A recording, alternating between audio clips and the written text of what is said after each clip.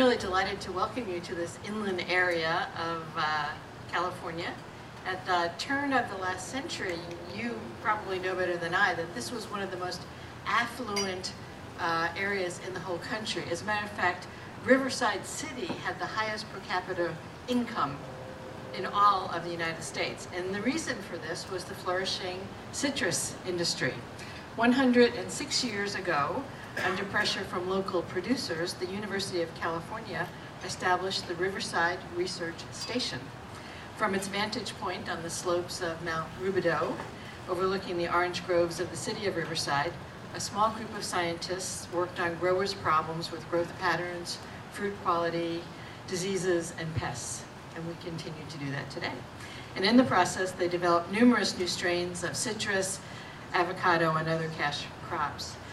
I must also share that, although I'm not from Philadelphia, I am from the Bronx, and I did learn never to say in Riverside oranges. Now I know to say citrus, so I'm much more inclusive. This work is really a perfect embodiment of the original land-grant mission, which espoused learning in the agricultural arts that would be then transmitted to farmers at the field level. So it's quite a history, and that is the beginning of University of California at Riverside. Our special guest tonight, see him back there, one of my faculty members, knows quite a lot about agriculture at the field level. Juan Felipe Herrera spent his young days traveling from crop to crop with his itinerant farm worker parents. And as he grew, he too went out with his parents and his brothers to work in the fields. As he will tell you himself, in those days, he did not start out to be a speaker or a writer, or much less a poet or a professor. But at one point, his parents stopped traveling long enough for Juan Felipe to finish high school and to be accepted to UCLA, the first person in his family to go to college. He completed a bachelor's in social anthropology, followed by a master's from Stanford and a Master of Fine Arts from the University of Iowa Writers Workshop. After a rather interesting journey, and you might share that with the group, through academic institutions and poetry programs, he landed at UCR in 2005 to assume the Tomas Rivera Chair in Creative Writing. During his career, he has published about 30 books, as well as scripts and other creative works. He was elected to the Board of Chancellors of the Academy of American Poets, received a UC Berkeley Regents Fellowship and the Guggenheim Fellowship in Poetry, as well as fellowships from the National Endowment for the Arts and the California Arts Council. Last year, the governor picked Juan Felipe to be California Poet Laureate. Here is Professor Juan Felipe Herrera, poet, writer, migrant farm worker. Thank you. Thank you very much. Thank you. Thank you so much. Thank you, thank you. Thanks, everybody. Thank you so much. Thank you, Chancellor. Great to see you. It's great to see you. Thank you so much. It's a great pleasure to be here. And I want to thank President Yudof and Chancellor Conoley and all of you. So let's have a big poetry hand for everybody here with a lot of spirit. That's right. And you know, another big hand for thinking about the future and the near present regarding food and hunger and the land and how to grow it and how to make sure it's fertile and creative. It has a lot of bees in it, good cheese, good quesadillas. So another big mano for all of you once again. Thank you so much. Thank you so much. This is a pleasure to be here. New experience for me. This is the way it's been for me all year, and as of March last year when Governor Brown appointed me, it was so good of him and the panels and the California Arts Council. And President Yudof had also called on me earlier to be a judge for a major national poetry contest. So I really appreciate everyone for all your support throughout California. Everybody say California. Everybody say quesadillas. It was a very sweet life to grow up on the road and to grow up as a farm worker. It's kind of hard to talk about it as a sweet life, and yet it was a very sweet life. As you know, it's very hard work. The earth is the earth, and all the little bacterias are the little bacterias, and all the little seeds are the little seeds. and all the little animals are the little animals. So it's an art to bring it all together, for it to flourish. And you are the artists in this world for all of us to survive. And my parents were workers and singers and dreamers and very hard human beings that lived on the earth to actually make it happen and raise me with stories and poems and songs on the road and ballads with guitar and my father's harmonica. Remember the harmonicas? Remember the harmonica in the fields and the harmonica in the evenings and the guitar around the fire and the storytelling? Well, that's how I grew up. And the tractors, those big giant tractors of the 50s. Remember those tractors? Well, my father used to work those big giant tractors of the 50s. And those tents, those are the tents I lived in. And those roads, those trails, and those brand new fresh little flowers, and the chamomile, and the spearmint, and the wood burning, and the wood crackling and whistling. Remember that whistling of the wood as it burns in the morning, and the blue smoke rises, and the fresh smell of tomatoes, and all that beautiful plant life? Well, that's where I began as a human being with songs and plants and the animals and the cows giving birth across the corral and the horses wobbling on their little new horsey legs as they were being born as well. Those are the images of my early first time landscapes in my almost my album where I learned, oh, those are the little caballitos, and those are the little vaquitas, the little horses and the little cows, and this is hierbabuena, and this is spearmint, and this is alfalfa, and these are the jalapenos and the pumpkins and the banana squash and the little roosters that would run after me and jump on my back because they knew I was afraid of them. You don't want to let on to a rooster that you're afraid of the rooster. Isn't that right? That rooster will know it. He goes, I'm watching that. I'm watching you, Juanito. I'm watching you. You see that line right there? You cross that line, you're mine. And I was the roosters. So they jump on my back and peck on my head. That's how it was. And that's what gave me the inspiration to be a writer and the words and the images. How do you write? Why did you become a poet? How do you become a poet? Well, with the earth and its many fruits, and my parents and their many stories. That's all you need. That's all you need. So I'm very happy to be here with you after all these years of working in the same world and in the same landscape. And I have the poetry as a gift from the land and from my mother and my father, who crossed the border before the Mexican Revolution. My father was born in 1882, and my mother in 1907. To give you an idea of the kind of stories I grew up with. The harmonica, the guitar.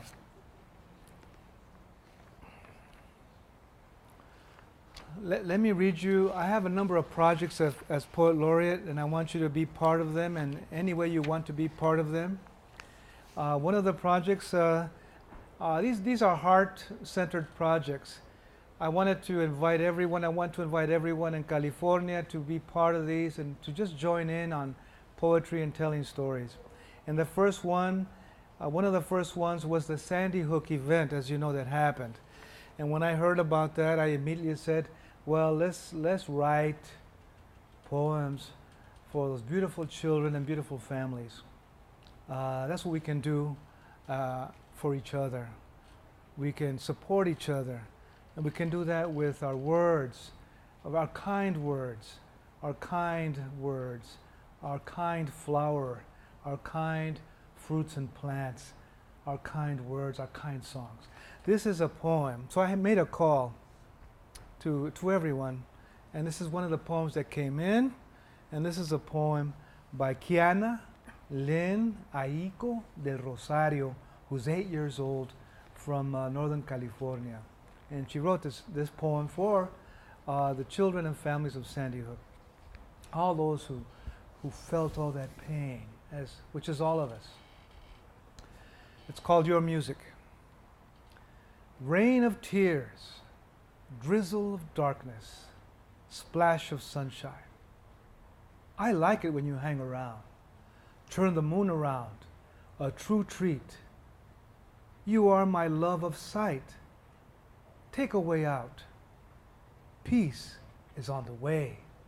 Chocolate drizzles, flowers with raindrops, mist-covered cotton, jingle bells, all is calm. Glass clinks on the ground. Glittering stars, the moonlight shines from above.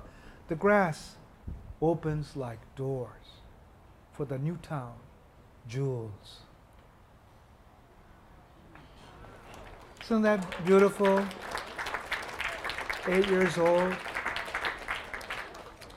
So I called on friends to jump in and say, well, let's get this poem out. Let's get these poems out.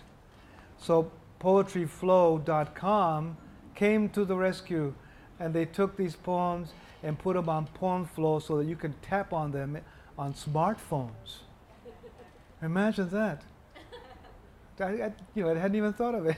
And I didn't have a smartphone. Now I got a smartphone, but I don't know how smart it is. But these poems are now available on smartphones, Poem Flow. And I enjoy that because I get an 8-year-old's poetry out and her most soulful, heartfelt poem out.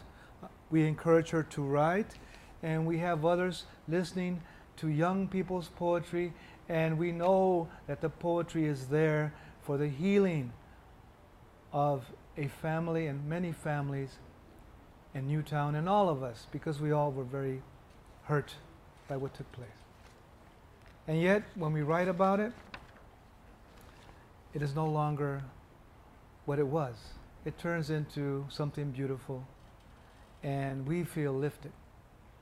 So that's one of the things I've been doing as Laureate of California, and your Laureate. That's what I'm here for. And another project that I've started is called I Promise Joanna. And Joanna was a pretty little girl in Long Beach, and she got involved in a school fight, and she was hit, and she went home, she was tired, and she didn't wake up. So when I saw that, I said, we got to do something. So I created I Promise Joanna, which we're going to launch at the University of California, Riverside next Friday with a lot of 5th graders from the Gluck program, the Gluck Fellows program, which is a great program that we have. And they're going to come and they're going to write letters promising Joanna that they're going to do something about the bullying going on. And they're going to make a promise on a letter. And they're going to create a project in school to tell other students and their communities in an assembly or in their classroom that they want to make things change. And this is the poem I wrote to kick it off. Joanna, I promise. You don't know her. She was 10, 5th grade, Long Beach, or here. After school, when all the fights happened, dark brown hair and eyes made of light. One fight, 2 girls, one lived, one died, one clot in the brain, one, then 2. During surgery, wake up, Joanna, wake up. Closed her eyes, gone now. Little Joanna, gone. Who started it? Who ended it? Where was I? Where were you? Joanna, I promise. Let's all say this. Joanna, I it won't happen again. A big hand for you on this collective poem.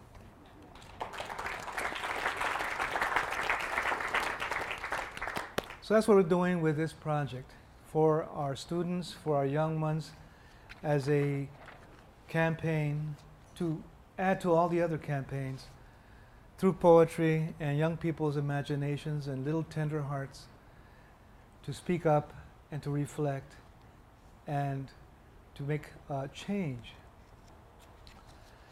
And I also started another project called let's all say this one, you're going to like this title, the most incredible and biggest poem on unity in the world. Cha-cha-cha-cha. And that's what the name of this project is called. So people are sending me poems to UCR on unity. All kinds of poems, all kinds of flavors, all kinds of styles. And I'm going to read you one of the ones that has come in. Warm, joyful fish. Isn't that fun? Isn't that fun? There's no restrictions on how to write it or what to put in there. Unity. Here's another one. Let's all say this one together. Blue jeans, blue rondo, blues highway. There it is. That's I can see myself riding that highway like that. This one is written by the Inlandia Riverside Creative Writing Workshop, Unity Group Poem number 3. And Mike Clough is a facilitator, Pierce Boulay, Dinez, Coach Builder, Carlos Cortez, Laurel Cortez, Nan Friedley, Michelle Gonzalez, Joan Corper, Matt Nadelson, Francis Vasquez, May Wagner, and John Zorn wrote this together. See, that's the best part. You want to write a unity poem, you got to write it together. So I want to encourage you, all of you, during the conference, to write a poem together. And you can write it about the beautiful things you're doing. Okay? Just name the things you're doing. All the cheese names are excellent. So just make a little list of those cheese names and you could just send that in. Okay? You can do it. You are poets. This is called Listen to the World by the people I named. And then we have one more to go. Unity Poem Project, the most incredible, biggest poem in the world. So we need them to come in. And then I want to put them up on digital billboards across California. And I want to invite you to help me to do it. Okay? I want you to help me to do it. I cannot do it alone. And so anything you want to help me with, I'd be very happy. We unite at times but never talk. To trees anymore. We unite, we untie shoes but rarely walk, barefoot on the floor. We run under cover from pelting rain but rarely enjoy the feel of raindrops on our faces. We hide behind stone walls in dark halls, chanting, forgetting. We are part of the sunshine. Earth, air, water. Okay, all of us, let's do earth, air, water. Earth, air, water. All that is. As the Santana winds howl, they remind us of our being, while our neighborhood watch signs remind us of their being. While groups unite but divide themselves from others, why can't we all just get along? Rodney's plea echoes our own. But until mankind puts down its weapons and declares war no more, countries may battle, while individuals try to understand one another, and the earth goes round and round. That's the poetry group in the Inlandia Riverside Creative Writing Workshop who wrote this poem together. Let's give them a little hand so they can feel it over there. Give them a little hand. They got together in their library and they wrote this poem. How beautiful. Like little bees at work. This is the last one. We're going to do this one together. So your voices will flow with these beautiful winds and pollinate the imaginations of everyone as the winds continue to blow with your voices and good feelings. Here it is. Are you ready?